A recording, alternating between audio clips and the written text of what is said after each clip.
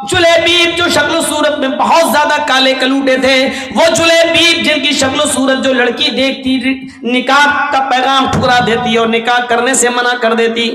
اللہ کے نبی نے ایک مرتبہ جلیبیب سے کہا، جلیبیب کیا بات ہے، تمہاری عمر بڑھتی جا رہی ہے اور تم نکاح نہیں کر رہے ہو؟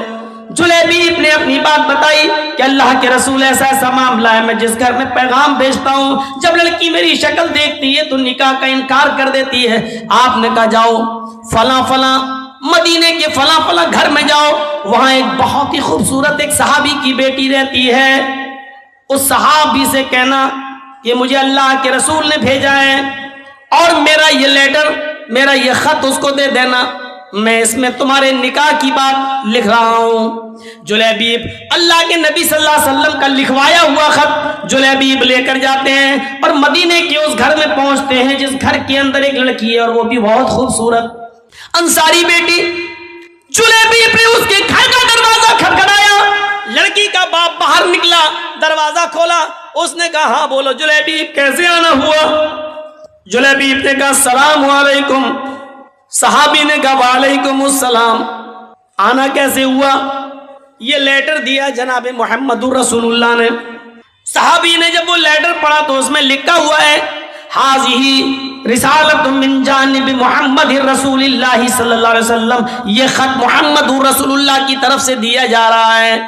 آپ نے اس صحابی کا نام لکھ کر کہا تمہارے گھر میں ایک بیٹی ہے، میں جانتا ہوں کہ وہ بیٹی بھی بالغ ہو چکی ہے اور تم کہیں نہ کہیں اس کا نکاح کرنے والے ہو، میری نظر میں جلیبیب بہت نیک لڑکا ہے، لہٰذا اپنی بیٹی کا نکاح جلیبیب سے کر دو، اور یہ میں تمہیں مشورہ نہیں دے رہا ہوں بلکہ یہ میرا حکم ہے کہ تم اپنی بیٹی کا نکاح جلیبیب سے کر دو۔ جلیبیب کا چہرہ دیکھتا وہ صحابی، کہتا یہ کیسے ہو سکتا ہے، بیٹی میری ہے اور جلیبیب کی شکل و صورت اتنی بھیانک، اتنی کالی شکل و صورت ایسی، کہتا ہرگز نہیں، میں اپنی بیٹی کا ہاتھ تمہیں کیسے دے دوں؟ جلیبیب کہتے ہیں میں کہاں کہہ رہا ہوں، مجھے تو اللہ کے رسول نے یہ لیٹر دے کر بھیجا ہے۔ اندر سے جب لڑکی جلیبیب کی اور اپنے باپ کی بحث سنتی ہے تو تھوڑا سا باہر نکل کے آتی ہے اور کہتی ہے ابو جان کیا بات ہے؟ کہا بیٹی یہ اللہ کے نبی نے لیٹر دیا ہے۔ بیٹی نے جب وہ لیٹر پڑھا تو لیٹر پڑھنے کے بعد کہتی ہے ابو جان اس سے تو میں بھی نکاح نہیں کرنا چاہتی، لیکن لیٹر میں تو لکھا ہوا ہے کہ یہ میرا حکم ہے، مشورہ نہیں۔ اللہ کے رسول کا حکم اگر ہم نے نہیں مانا تو ہماری آخرت بھی برباد ہو جائے گی اور دنیا بھی برباد۔ نبی اکرم کا فیصلہ ہمیں ہر حال میں ماننا ہے۔ میں بھی نہیں چاہتی ہوں کہ اس آدمی سے نکاح کروں، لیکن محمد رسول اللہ کا فرمان ہے، اس لیے آمنا و صدقنا، ہمیں ماننا پڑے گا۔ اللہ کے نبی نے کہا ہوتا مشورہ ہے تو میں نہیں بھی مانتی، لیکن یہ تو حکم ہے، مشورہ نہیں، اس لیے ماننا پڑے گا۔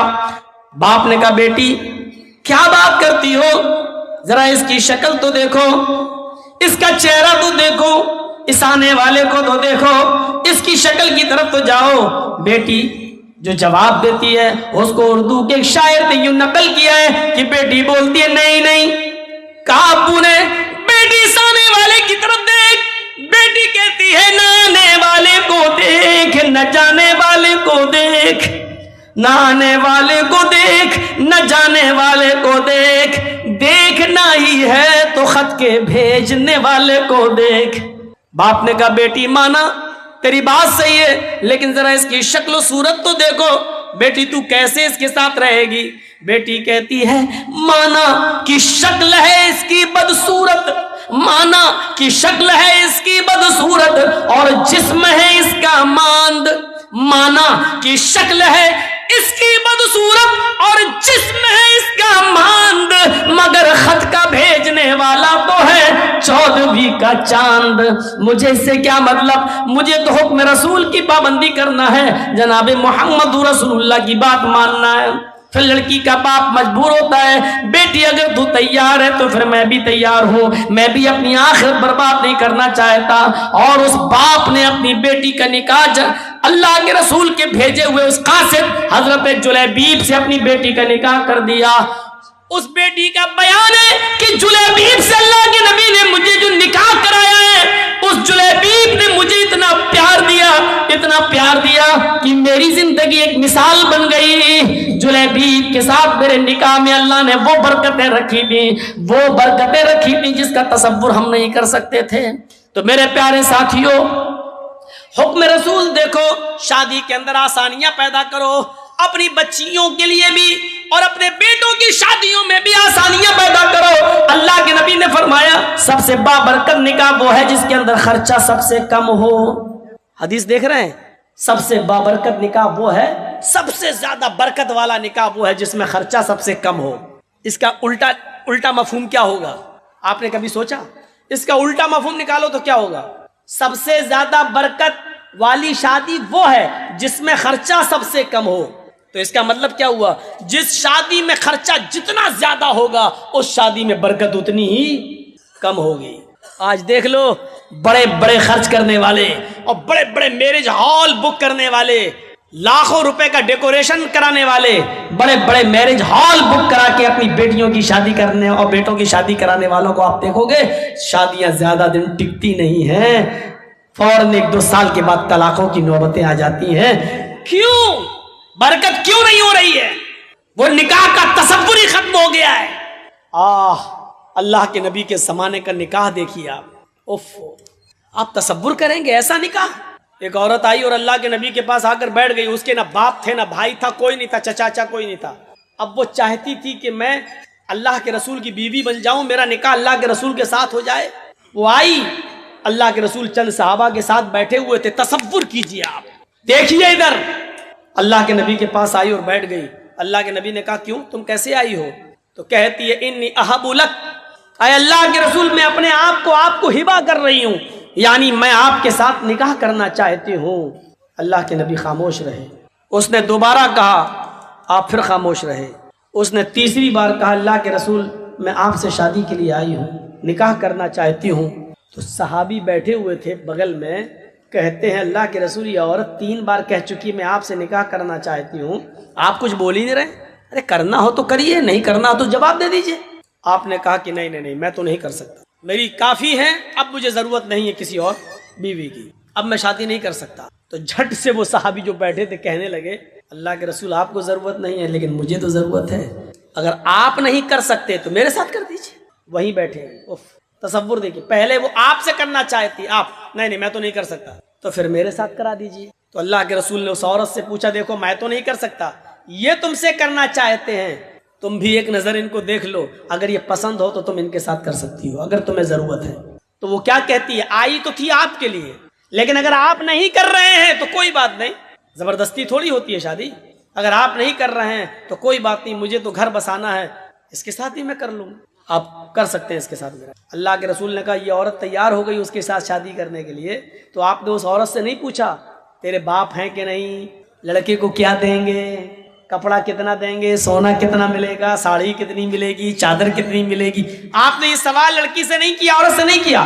عقل مند لوگوں سنو، اللہ کے رسول نے فوراً اس صحابی کی طرف دیکھا اور کہا سنو وہ تیار ہے تم سے شادی کرنے کے لیے، لیکن تم بتاؤ کہ تم اپنی بیوی کو کیا دو گے، تمہارے پاس مہر دینے کو کیا ہے. سب سے پہلا سوال صحابی سے، وہ تیار ہے لیکن نکاح بغیر مہر کے نہیں، پہلے یہ بتاؤ کہ تم اپنی بیوی کو مہر کیا دو گے. تو مہر کا نام سنا تو فوراً کہنے لگا ما عندی شیء، جب کچھ ہے ہی نہیں تو دوں گا کیا. کیا یہ تصور کر سکتے ہیں آپ شادی کا؟ اس کے پاس کچھ نہیں ہو، شادی کرنا چاہ رہے ہیں، کیا ہمارے پاس ہے؟ ہم لوگ کیا کہتے ہیں، پہلے اپنے پیروں پہ کھڑے ہو جاؤ پھر شادی کریں گے، پہلے گھر تو بنوا لو، پہلے کاروبار تو کر لو، پہلے کوئی بزنس تو کر لو، پہلے نوکری تو بعد میں شادی کریں گے، آ گئی تو کھلائیں گے کیا. اللہ کے رسول نے اس صحابی سے پوچھا کہ تم مہر کیا دو گے، کہنے لگے کچھ نہیں ہے میرے پاس. اللہ کے نبی نے فرمایا جاؤ اپنے گھر میں تلاش کرو، شاید کوئی چیز مل جائے مہر دینے کے لیے. کہا ہاں ٹھیک ہے جا رہا ہوں. گیا گھر، اپنی ماں سے، اپنی بہن سے اور جو گھر میں ہوتے ان سے پوچھا کہ کچھ ہے، سب نے جواب دیا کچھ نہیں ہے. کہا کیوں؟ کہا شادی کرنا چاہتا ہوں، مہر دینے کے لیے کچھ نہیں ہے، گھر میں بہت کچھ ڈھونڈا چاہتا کچھ نہیں ملا. آیا کہا اللہ کے نبی صلی اللہ علیہ وسلم گھر میں نے بہت کچھ ڈھونڈا کچھ ملا ہی نہیں، ہے ہی نہیں، میں کیا دوں گا، ہے ہی نہیں میرے پاس مہر دینے کو. اللہ کے نبی صلی اللہ علیہ وسلم نے پھر اس کو دوبارہ بھیجا. حدیث کے الفاظ دیکھیے, آپ نے کہا التمس خاتما من الحدید, لوہے کی انگوٹھی ہی مل جائے تو وہی لے آؤ, سونے کی نہیں, چاندی کی نہیں, لوہے کی انگوٹھی. آج 2 روپے میں ہمارے میلے میں مل جائے گی. لوہے کی انگوٹھی مل جائے تو وہی لے آؤ, جاؤ. وہ صحابی پھر دوبارہ اپنے گھر گئے, بہنوں سے پوچھا, بھائیوں سے پوچھا, ماں سے پوچھا, سب نے جواب دیا ہے ہی نہیں. لوہے کی انگوٹھی بھی نہیں ملی. یعنی 5 روپے اس زمانے میں, 5 روپے اس زمانے میں تو کچھ اور, اتنا بھی نہیں تھا ان کے پاس کہ وہ لوہے کی انگوٹھی خرید سکیں. آتے ہیں اور کہتے ہیں ما وجدت خاتما من الحدید, اے اللہ کے رسول مجھے لوہے کی انگوٹھی بھی نہیں ملی, اور اتنا ہے نہیں میرے پاس کہ لوہے کی انگوٹھی خرید سکوں. نہیں ہے. مایوس ہو گئے. اللہ کے نبی نے کہا تعجب ہے, تمہارے گھر میں کچھ نہیں ہے, چلے نکاح کرنا ہے, لوہے کی انگوٹھی بھی نہیں ہے, پھر مہر کیا دو گا؟ کہتا ایک چیز ہے, یاد آیا. اب دیکھیے یاد بھی آئی تو کیا چیز یاد آئی, آپ کو بھی ہنسی آئے گی. کہا کیا ہے, بولو بولو جلدی بولو, کیا ہے؟ کہتا عندی ازارن, ایک لنگی ہے میرے پاس, تہبند لنگی. اللہ کے نبی نے کہا اچھا جاؤ جاؤ جاؤ اسی کو لے آؤ. تو کہا اللہ کے رسول کیوں؟ ارے وہی تم اپنی ہونے والی بیوی کو مہر میں دے دو لنگی. کہا اللہ کے رسول اس کو دے دوں گا تو باندھوں گا کیا میں؟ وہی تو پہن کے سوتا ہوں میں, وہی تو گھر میں رہتا ہوں تو وہی تو پہنتا ہوں میں. تو اللہ کے رسول نے کہا وہ پرانی لنگی ہے کہ ہاں. تو کہا وہ بھی تو نہیں دے سکتا ہے؟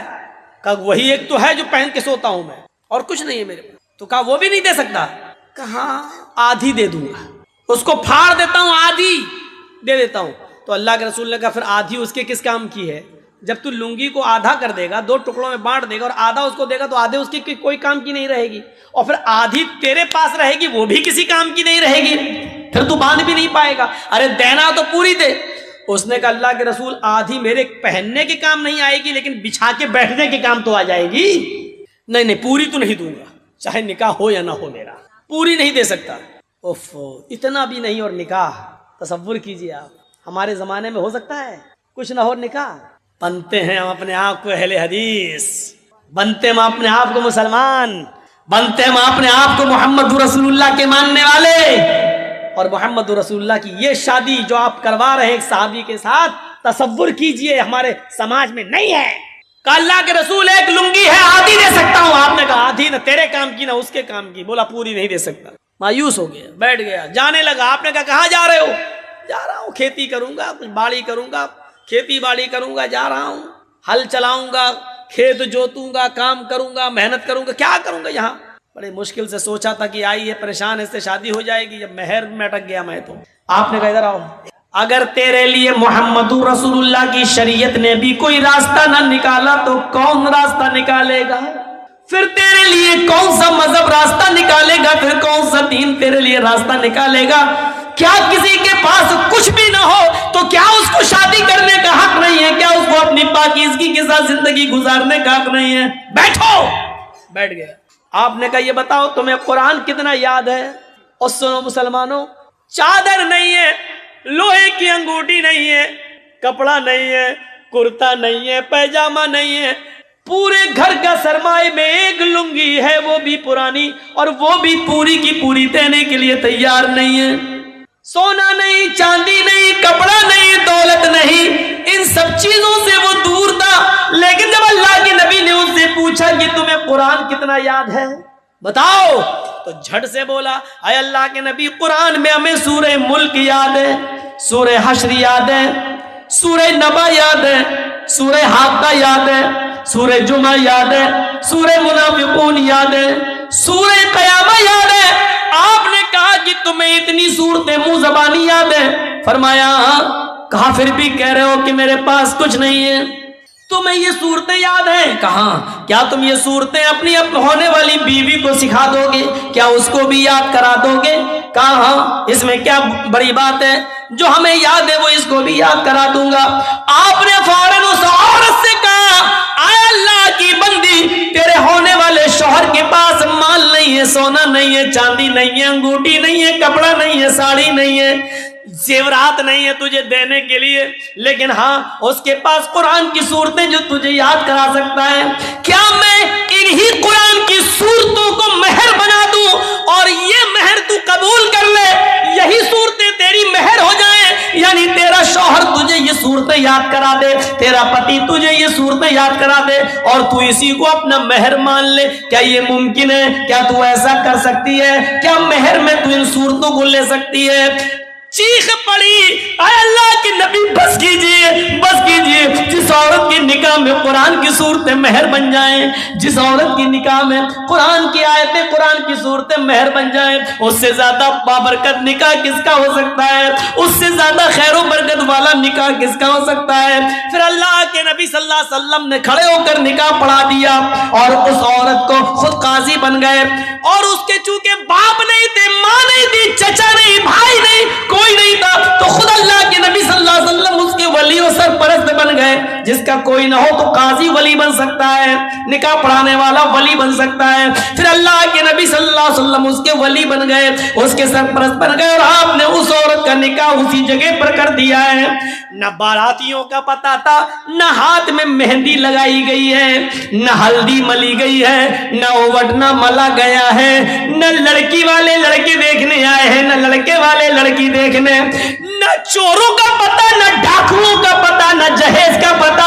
میرے پیارے ساتھیوں، اسی جگہ شادی ہوئی ہے اور اسی جگہ سے رخصتی ہو گئی ہے۔ یہ سادہ والی شادی کے چرچے 1400 سال کے بعد آج بھی ہو رہے ہیں اور قیامت تک انشاءاللہ ہوتے رہیں گے۔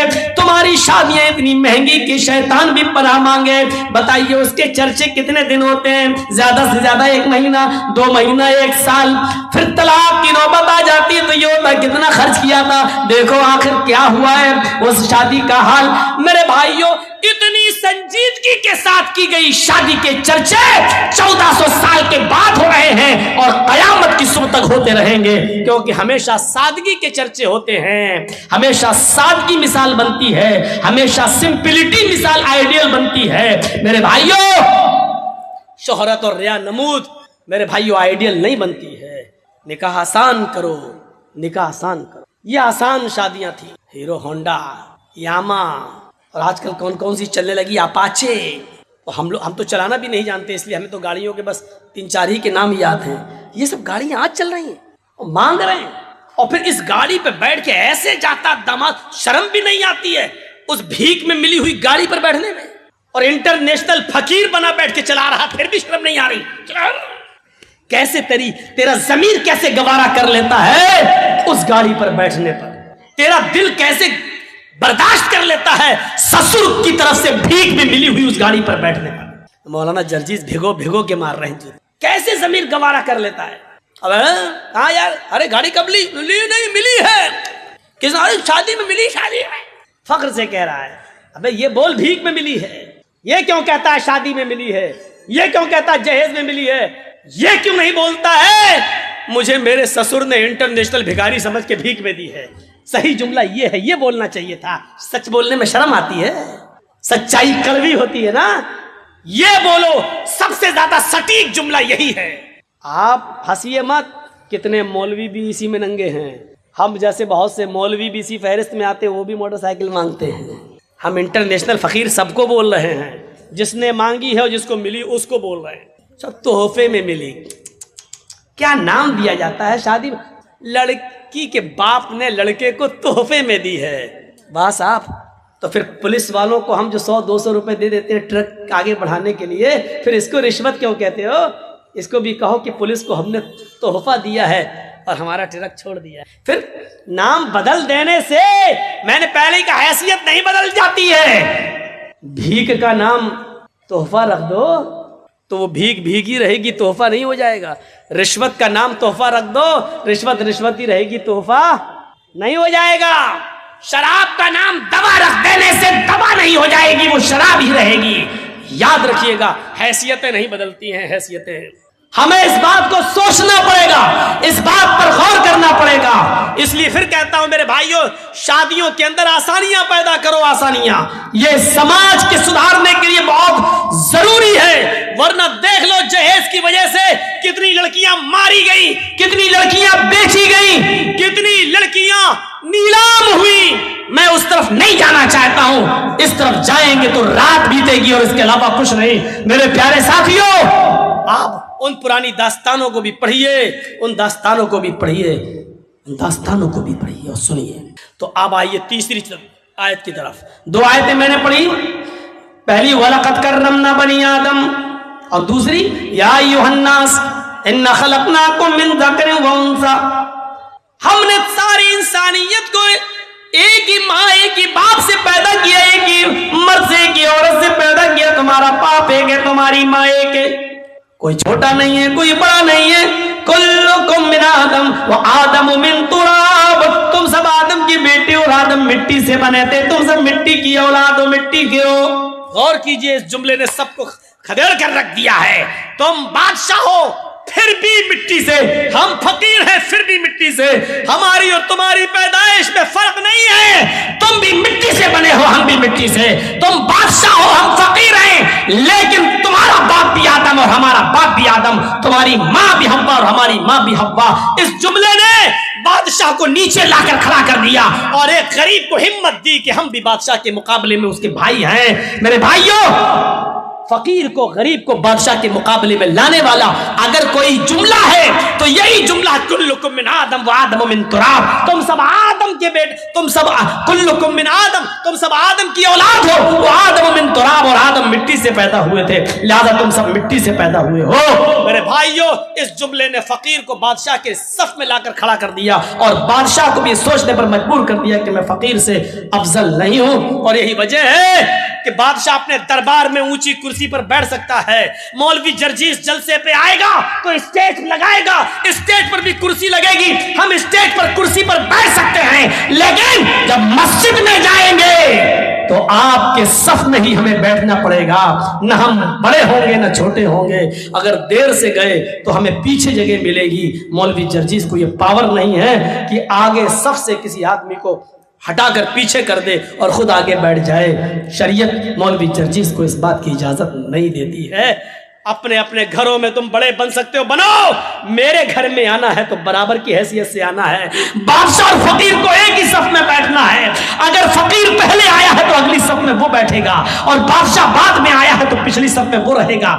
بادشاہ کسی بھیک مانگنے والے بھکاری, کسی رکشہ چلانے والے محنت اور مزدور کو اگلی صف سے اٹھا کر پیچھے نہیں کر سکتا ہے. یہ پاور اللہ تعالیٰ نے ایک بادشاہ کو بھی نہیں دیا, سعودیہ کے حکمراں سلمان کو بھی نہیں دیا ہے. میرے بھائیوں, کہ وہ خانہ کعبہ میں آئے اور مسجد نبوی میں جائے تو اگلی صف میں بیٹھے ہوئے کسی غریب کو ہٹا کر وہ آگے آ جائے. اللہ تعالیٰ نے یہ حق سعودیہ کے بادشاہ تک کو نہیں دیا ہے, کیونکہ یہ اللہ کا گھر ہے, تمہارے باپ کا گھر نہیں ہے جہاں تم بڑے بن سکتے ہو.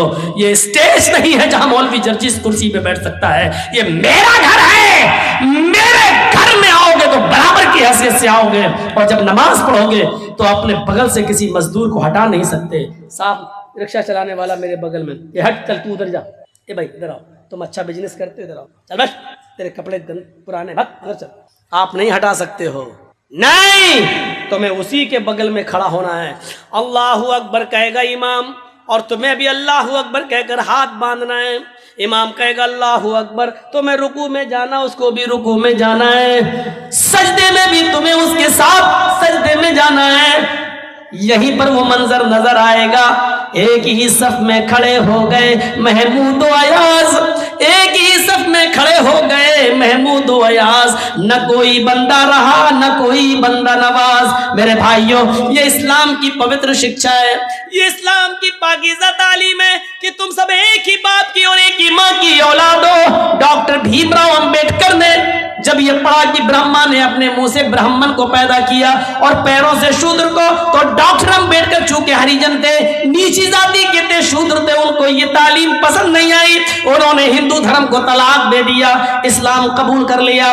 مہاتما گاندھی نے بہکا دیا. گاندھی جی بولے کہ کون سا اسلام, حنفی بنو گے کہ شافعی بنو گے کہ بریلوی بنو گے, شیعہ بنو گے, قادیانی بنو گے, چکرالوی بنو گے, مرزائی بنو گے, کیا بنو گے, 72 فرقے. ڈاکٹر امبیڈکر نے سوچا یہ تو بڑی لمبی داستان ہے, اب ان کو پڑھنا تو بڑا مشکل ہو جائے گا, اس لیے انہوں نے اسلام بھی چھوڑا, پھر بدھ دھرم قبول کر لیا اور بدھسٹ بن گئے.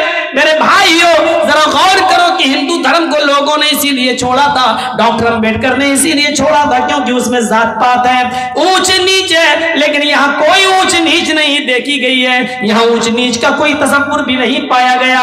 اس لیے ڈاکٹر امبیڈکر نے جب دیکھا کہ نماز ہوتی ہے بادشاہ کے لیے بھی یہی اذان کا وقت ہے اور غریبوں کے لیے بھی یہی اذان کا وقت ہے. مؤذن کا کام ہے صرف اتنا کہہ دینا حی علی الصلاۃ، آؤ نماز کے لیے. یہی اذان امیر کے لیے بھی ہے، غریب کے لیے بھی ہے، یہی اذان بادشاہ کے لیے بھی ہے، یہی اذان فقیر کے لیے بھی ہے. فقیر یہ نہیں کہہ سکتا ہے ابھی بادشاہ نماز پڑھ رہا ہے ہم بعد میں پڑھیں گے، اور بادشاہ یہ نہیں کہہ سکتا ہے کہ یہ غریبوں کے لیے اذان ہو رہی ہے ہمارے لیے الگ سے اذان ہوگی. نہیں نہیں، اللہ کی عبادت کرنے میں سب برابر ہیں. تم بھی آؤ یہ بھی آئے، جس کے دل میں تقوی سب سے زیادہ ہوگا ہماری نظر میں معزز وہی ہوگا.